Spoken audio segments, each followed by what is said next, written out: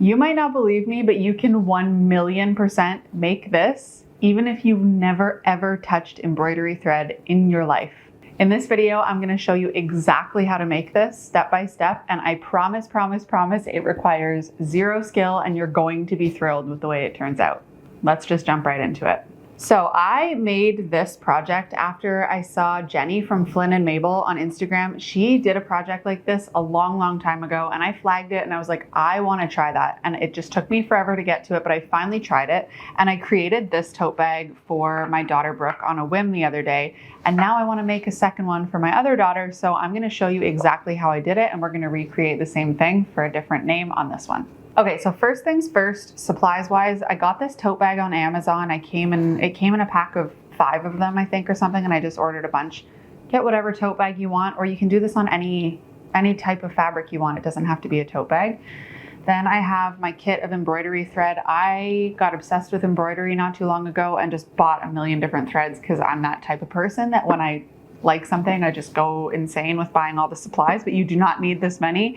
You just need a couple different colors, whatever you want to do. So for example, for Brooke's bag, I chose a different color for every letter. So it depends how many letters you have in the name you want to do or the word you want to do, or you could repeat colors. It doesn't matter. So pick whatever colors you want. This is DMC thread, which is a really good embroidery thread. So if you're trying to go high quality, you could maybe look for the DMC thread. You could probably do this with any thread. It does not have to be fancy. So just pick whatever colors you want. For me, Kenna, I need 5 colors. Then I have a little pair of scissors. It doesn't have to be fancy embroidery scissors, but you're going to want something to cut your thread. This is my needle holder. And I actually don't know much about needles, so I'm just going to show you approximately the size of the one that I'm using.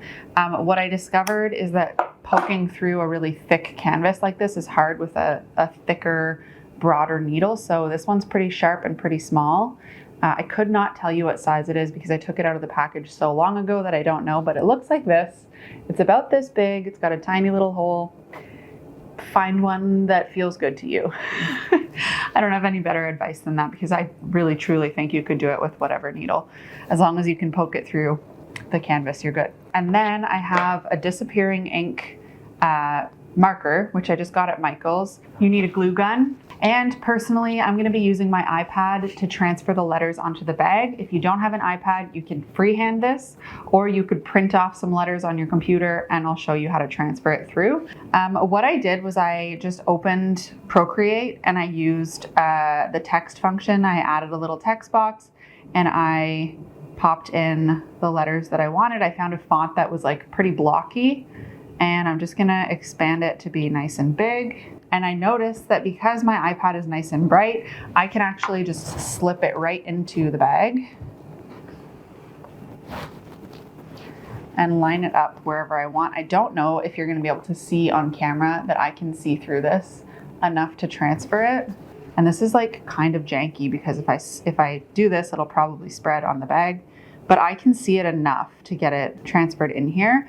Now, if you don't have an iPad or if you need a different transferring method, you could print off these letters on a printer and slip them into the bag, put it on a window and transfer it through, or you could use a light box. You could use all sorts of different transferring methods. You could also freehand this, just give yourself some guidelines on the bag and then use your marker. And now I'm going to just carefully trace the outlines of the letters. Okay, so now that my words are on there, I'm going to take my glue gun and I'm just gonna kind of fill in. My glue gun is not working very well. I'm just gonna kind of fill in. Why is this not working? Oh my God. Okay, that did not work. Scrap that. Ow.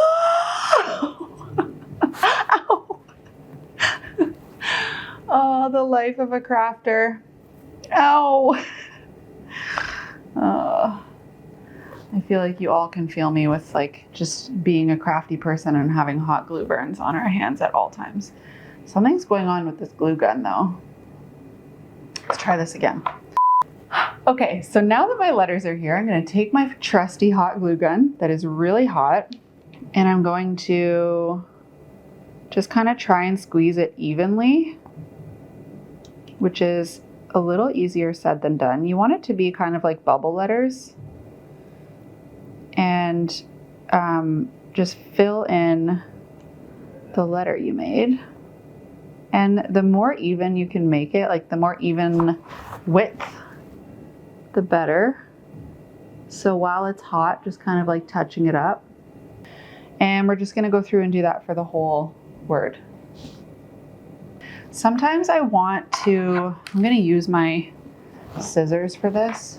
Sometimes when it gets a little too thick in some spots, like I know that little edge on the end is gonna be, like I want it to be kind of sharp. So it was like, there was too much in that edge. And so I'm just gonna go through while it's still hot and like touch it up. Anyone get driven insane by glue gun strings? These are so annoying. And they're gonna be all over me now. Okay, carrying on.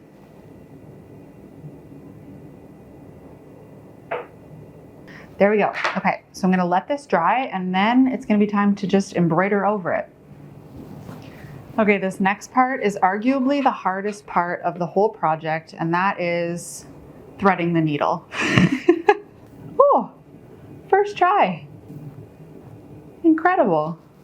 So then I tie a little knot at the far end. And this piece, just so everybody knows the length of it, is like, I don't know, maybe 36 inches long, if I had to guess. That's probably pretty long. It doesn't need to be that long. You can always start and stop with more thread. So if you want to cut a smaller one, that's totally fine. I just had this piece kind of pre-cut from last night when I was doing my other bag. So now I'm gonna flip this upside down so that I can get into the inside of the bag. And I'm gonna poke my needle through so that it's at that top corner, pretty much right against the edge of the glue, which is now dry, by the way. You have to make sure it's totally dry. And I'm just gonna pull it all the way through. And then I'm gonna put it back in on the other side, right up against that glue. I'm gonna pull it through the inside of the bag. And that's literally all we're doing. We're just gonna go from one side to the other and wrap the thread around the glue. So now I'm gonna start on this side where I just finished, and I'm gonna start as close to that stitch as possible. You kind of have to like poke around a little till you find the right spot. As close to the glue and as close to that first stitch as possible. Pull it all the way through. And again, back down on the other side of the glue. And sometimes you're kind of like in the glue and you just have to push really hard to get it through. And there we go, second stitch. So we are genuinely just gonna go around the entire perimeter of this and keep going and going and going. It's a very easy project, but it takes some time. I like to sit in front of the TV with a show that I don't have to look up at and I can just listen to. Light yourself a candle, get yourself a tea or a wine, and just go at it. It's so relaxing because it's so easy. There's really not much thinking involved, and we're just gonna go for it. So I'll speed up a little bit until I get to the one part I do want to point out that can be a little bit tricky and that I had to play with last night to figure out. So let me speed this up till I get to that point.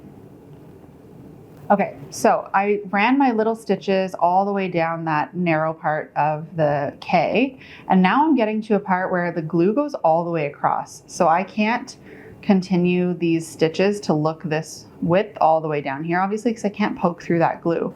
So yesterday I struggled with this a little bit because as my first try, I was like, I want that stitch to carry all the way down there and look like it's one piece. And so I experimented with a couple different things. So first, if you look at the one I did yesterday, the K I did on Brooke, I ended up putting some stitches on that middle part so that it looks like this one is a one long piece, this one is a little short piece, and then these are their own pieces. I don't know that I love that. So I'm actually gonna experiment with something a little bit differently here, and that is to just run my stitches all the way across. And we're gonna see how it looks. And if I don't like it, I can always go back over and add those stitches here that I did yesterday on my other one. So let's start back on our side here, and I'm just gonna run it all the way across as close to the level of this as possible so that it covers all the glue. So now that stitch is gonna run all the way across, and I'm gonna do the same thing back and forth. And I'm keeping my needle as close to the glue as possible so that we maintain the shape of that K. And then I'm just gonna keep going the same way I was and hope that I like the look of it. And if not, I'll go back in and touch it up after, and I'll explain how I'm doing that. But basically, I'm just really trying to keep my stitches as close together as possible and as close to the glue, and pulling them nice and tight. And I'm thinking now I might want to start, so now I've covered the whole horizontal piece here, but here my K actually is on a bit of an angle with that glue. So I might follow it. I might actually just start right in that corner. And again, you guys might notice that I'm kind of making this up as I go because I'm not following a tutorial. I just saw this idea and decided to give it a go. And that to me is one of the best ways to craft. Get inspired by something and just say, I can figure that out.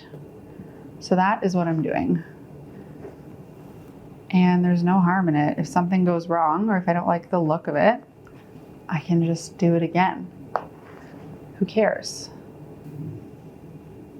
Now, I don't know if you can see on the video, I hope you can, but my glue is not really filling up this end of the K. I kind of ended it too early and there's no glue in this top corner. So I'm going to kind of fake it just so that I maintain the width of that piece of the K all the way down.